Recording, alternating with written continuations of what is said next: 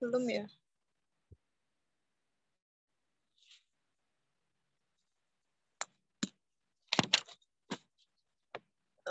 Wes, dimulai.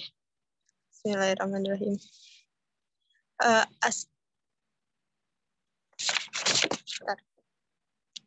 Assalamualaikum warahmatullahi wabarakatuh. Selamat pagi. Warahmatullahi wabarakatuh. Ulang deh, ulang.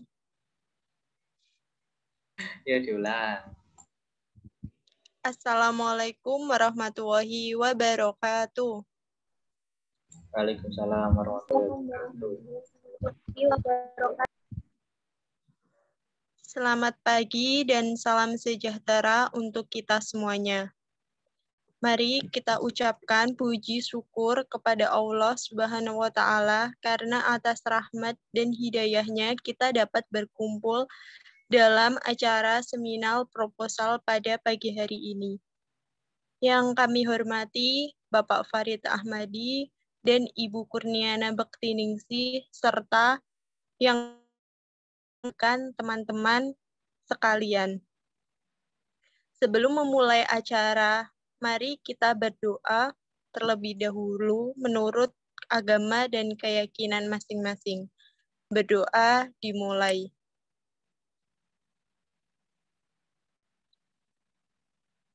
Berdoa selesai. Sebelumnya, perkenalkan saya Nik Listiana yang akan memandu acara seminar proposal pada kesempatan pagi hari ini. Izinkan saya menyampaikan mekanisme acara seminar proposal pada hari ini, yaitu yang pertama, seluruh peserta wajib menggunakan alma mater UNES. Yang kedua, wajib menyalakan kamera. Yang ketiga, seluruh peserta tidak boleh meninggalkan room Zoom sebelum acara selesai. Yang keempat, durasi penyaji melakukan presentasi proposal yaitu selama 15 menit. Dan yang kelima, jika terdapat pertanyaan atau sanggahan atau saran yang diberikan oleh peserta kepada penyaji, dipersilahkan pada saat sesi tanya jawab. Sekian mekanisme proposal pada hari ini. Waktu dan tempat saya langsung persilakan kepada penyaji. Baik, terima kasih atas waktunya. Izinkan saya untuk share screen dahulu.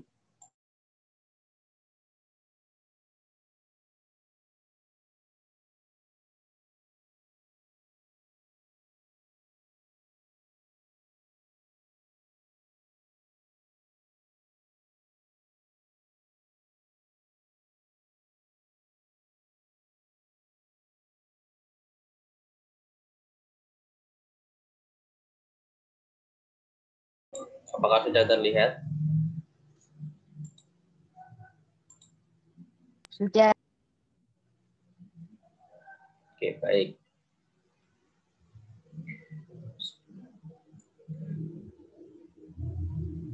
Baik.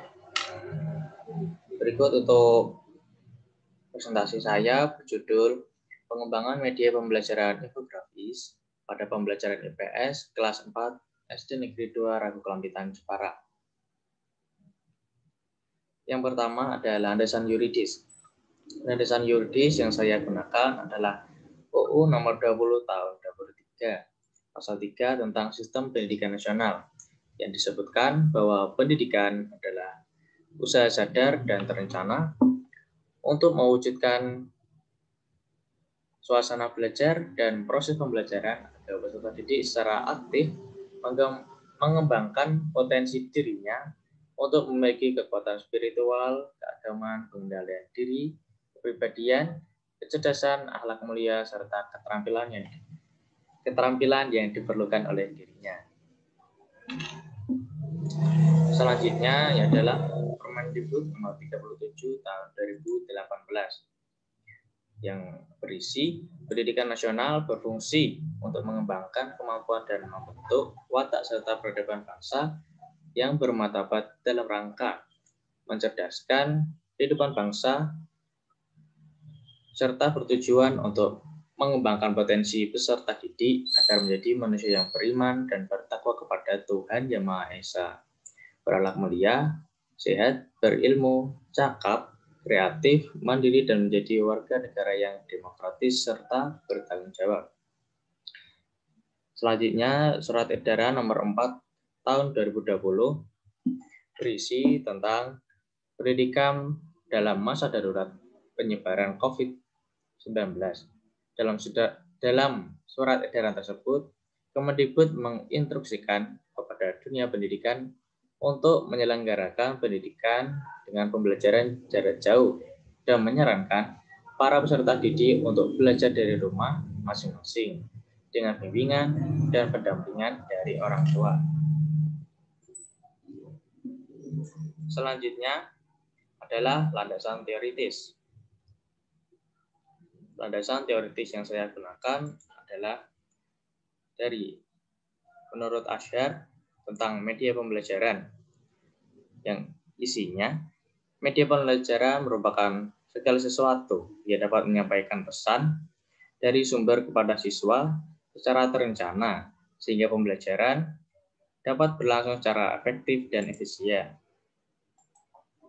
Selanjutnya menurut Vernon, Escherichs dan Donald P. Ellis dalam bukunya Teaching and Media a Systematic Approach yang dikutip dari Arsat tahun 2011 halaman 3 tentang belajar, mengemukakan bahwa belajar adalah perubahan perilaku, sedangkan perilaku itu adalah tindakan yang dapat diamati.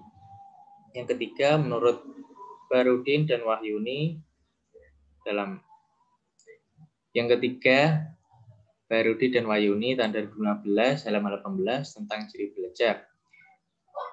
Menurut Barudi dan Wahyuni ada 5 ciri dari belajar, yaitu belajar ditandai dengan adanya perubahan tingkah laku. Maksudnya yaitu hasil dari belajar hanya dapat diamati dari tingkah laku.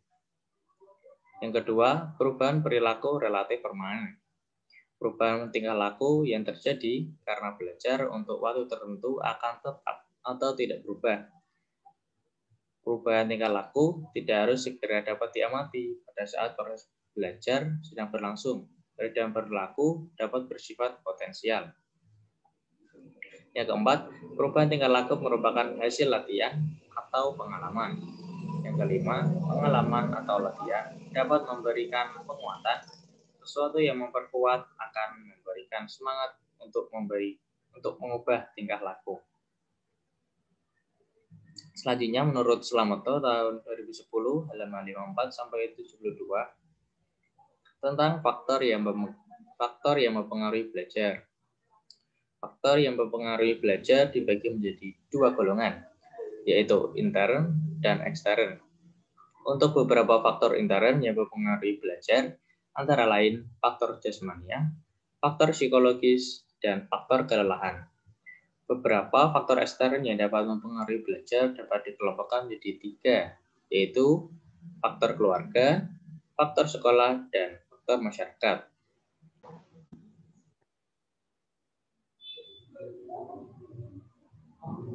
Halo? Malam itu Dewi.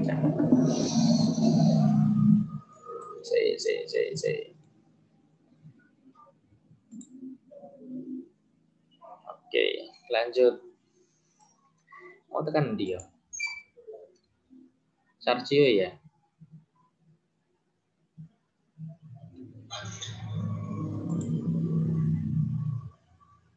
Oke, mau. Faktor ekstern yang dapat mempengaruhi belajar dapat dikelompokkan menjadi 3, yaitu faktor keluarga, faktor sekolah, dan faktor masyarakat. Selanjutnya, menurut Sarjio dan kawan-kawan tentang IPS merupakan suatu mata pelajaran yang mempelajari, menelaah, menganalisis gejala dan masalah sosial di masyarakat dengan meninjau dari berbagai aspek kehidupan atau satu perpaduan. Selanjutnya, menurut Sergio tentang tujuan IPS, secara keseluruhan,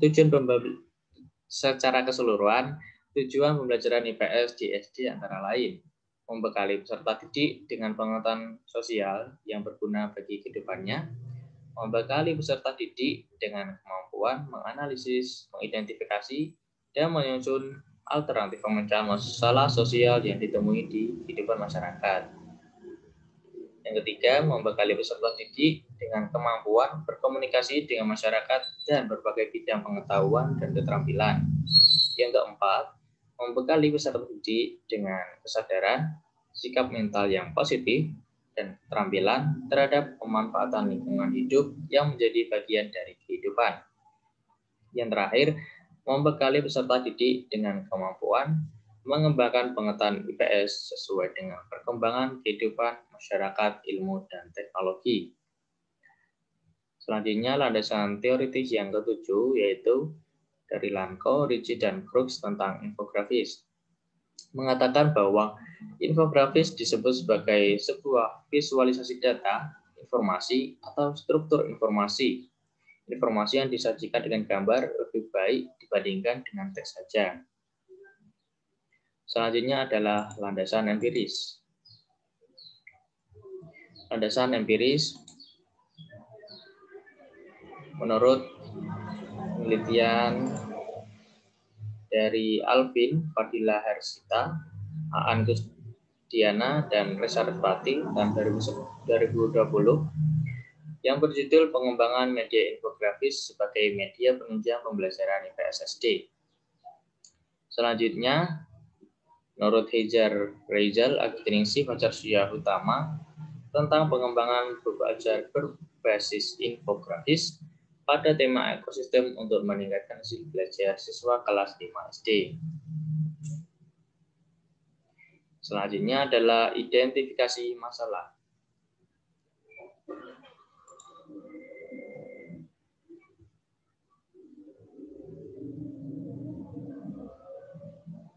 Berdasarkan identifikasi masalah, berdasarkan wawancara yang saya lakukan kemarin, dapat identifikasi masalah yang saya dapat adalah kurang optimal dan minimnya penggunaan media pembelajaran hanya dengan menggunakan buku guru, siswa, dan fotokopi materi.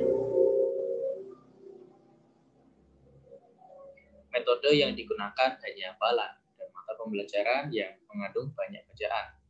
Kurangnya minat baca siswa terhadap pembelajaran yang banyak dengan bacaan seperti pembelajaran IPS. Model yang masih berpedoman dengan buku guru, belum ada variasi lain dalam belajar. Siswa kurang tertarik dengan materi dan banyak hafalan. Hasil belajar matematika IPS yang masih rendah, utamanya di kelas tinggi di kelas 4 IPS.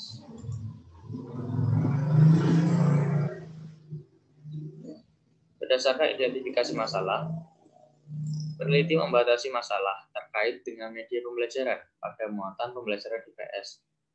Media pembelajaran kurang optimal dan hanya menggunakan buku guru, buku siswa, dan fotokopi materi. Kurangnya variasi media dalam belajar membuat siswa jenuh dan bosan karena berpusat pada sumber belajar yang ada di buku siswa saja. Ditambah dengan minat baca siswa yang masih rendah untuk materi IPS, maka peneliti ingin mengembangkan media pembelajaran berbasis infografis untuk meningkatkan pemahaman siswa mengenai keragaman sosial, ekonomi, dan budaya kelas 4.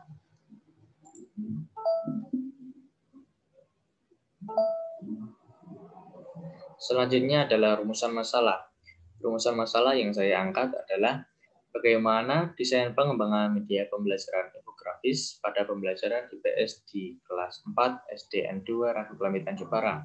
Yang kedua, bagaimana kelayakan media pembelajaran infografis pada pembelajaran IPS di kelas 4 SDN 2 Ratu Kelamitan Jepara. Yang ketiga, bagaimana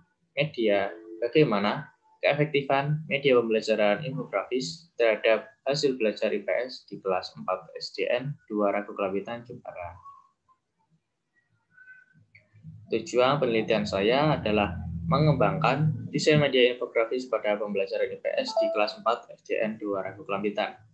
menguji kelayakan media pembelajaran infografis pembelajaran IPS di kelas 4 SDN 2 Ragu Kelampitan, dan menguji keefektifan media pembelajaran infografis. Untuk manfaat penelitian, ada manfaat teoritis dan manfaat praktis. Manfaat teoritis dari hasil penelitian ini nantinya dapat digunakan sebagai sumber referensi pengembangan media di dalam dunia pendidikan, serta dapat digunakan sebagai bahan kajian lebih lanjut untuk penelitian selanjutnya yang berkaitan dengan pengembangan media IPS.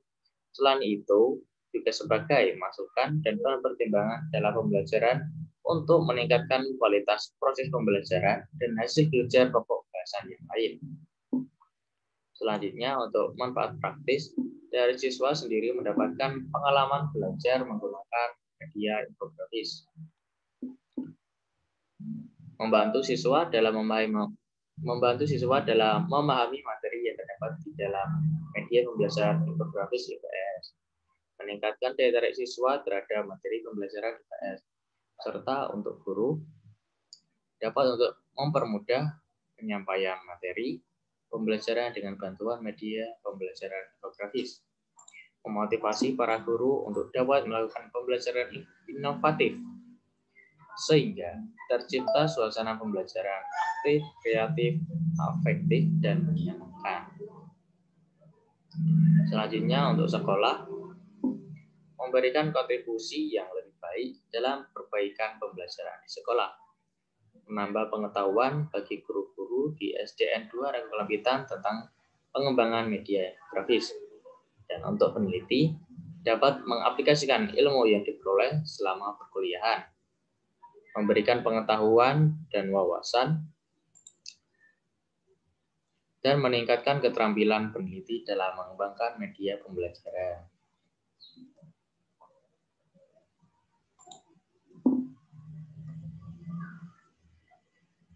Selanjutnya adalah kajian teoritis.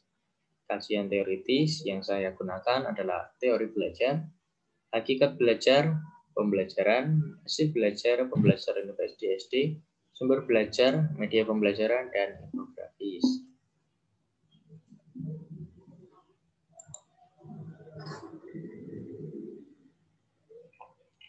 Berikut merupakan model prosedural berdasarkan pendapat Burg-Engel.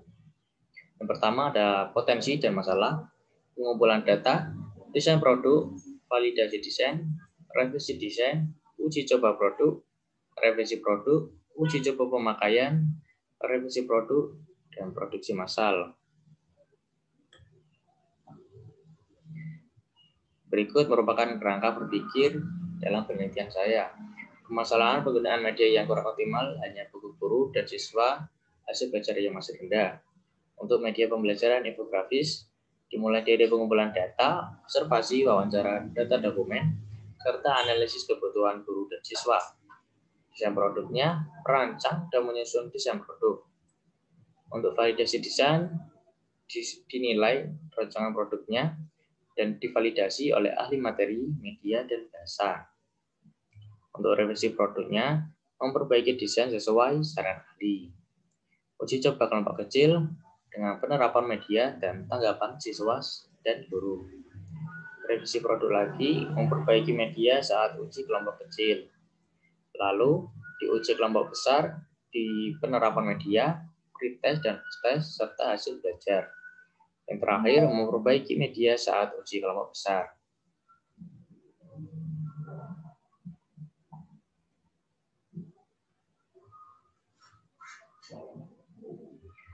Dan metode penelitian yang saya gunakan adalah jenis penelitian research and development atau penelitian pengembangan. Populasi yang saya ambil adalah siswa kelas 4 Gugus Ganesha Bati Alit Jepara. Untuk sampel, teknik pengambilan sampel dengan simple random sampling. Untuk uji coba instrumen dan analisis data, saya menggunakan instrumen penelitian observasi, wawancara, uji kelayakan, uji validitas, uji reliabilitas, dan angket atau kuesioner. Untuk analisis data, dengan analisis data produk, Analisis data awal, uji normalitas, analisis data akhir, t-test, dan uji peningkatan rata-rata. Berikut yang dapat saya sampaikan. Apabila ada salah kata saya mohon maaf. Sekian, wassalamualaikum warahmatullahi wabarakatuh.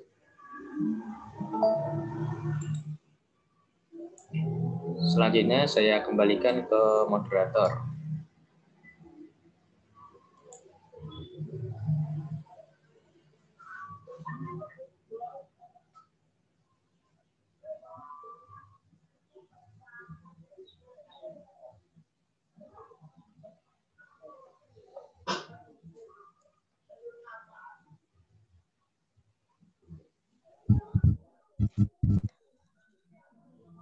Baik, dari teman-teman, apakah ada yang ingin bertanya terkait presentasi proposal oleh Saudara Dika? Jika ingin bertanya, silahkan open mic. Izin bertanya, moderator. Ya, silakan Saudari Merlinda. Ya, saya 1/2096. Izin bertanya kepada saudara Dika Kenangan. Pertanyaannya yaitu apa alasan Anda untuk meneliti pengembangan ini ke pembelajaran Inggris? Terima kasih.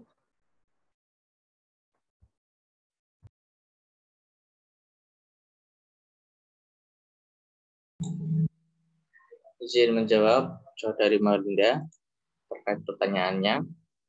Alasan saya untuk mengembangkan media infografis ini adalah karena dari permasalahan yang ada, kurang minatnya siswa dengan PS karena banyak bacaan dan pembelajaran dengan menggunakan tambahan materi yang hanya fotokopi materi, jadi siswa kurang termotivasi.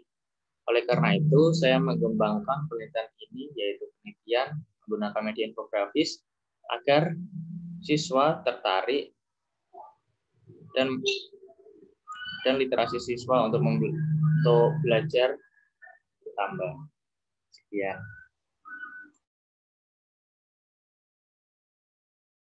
Terima kasih saudara Dika atas jawabannya.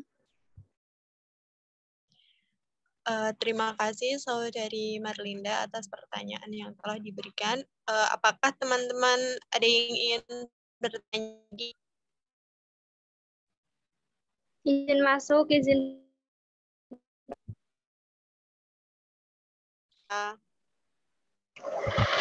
Assalamualaikum warahmatullahi wabarakatuh. Perkenalkan, nama saya kepada Saudara Dika. Karena ini adalah di masa pandemi.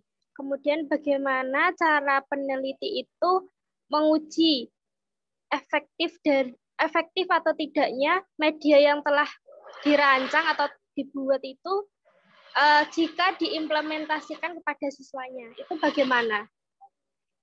Sekian dan terima kasih. Baik, terima kasih atas pertanyaannya. Untuk pengujian kepada siswa nanti dari guru dapat meng-share di grup WhatsApp untuk membagikan materi berbasis infografis ini kepada siswa. Untuk hasilnya dapat dilihat dari tes yang diraih setelah mendapatkan media pembelajaran infografis dari guru. Kurang lebih seperti itu. Sekian. Terima kasih atas pertanyaannya.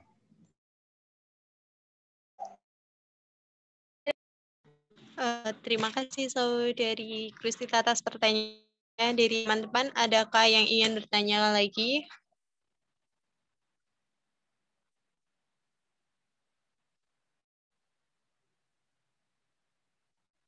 Seperti tidak ada ya.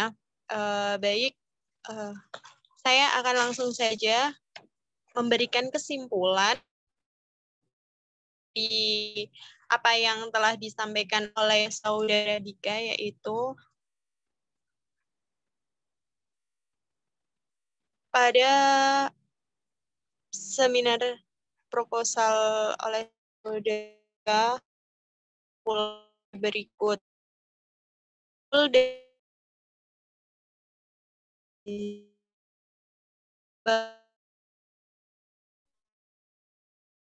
Pembelajaran IPS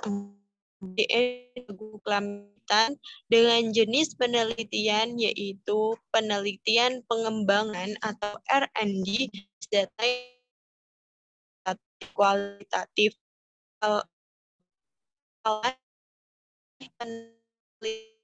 pembelajaran.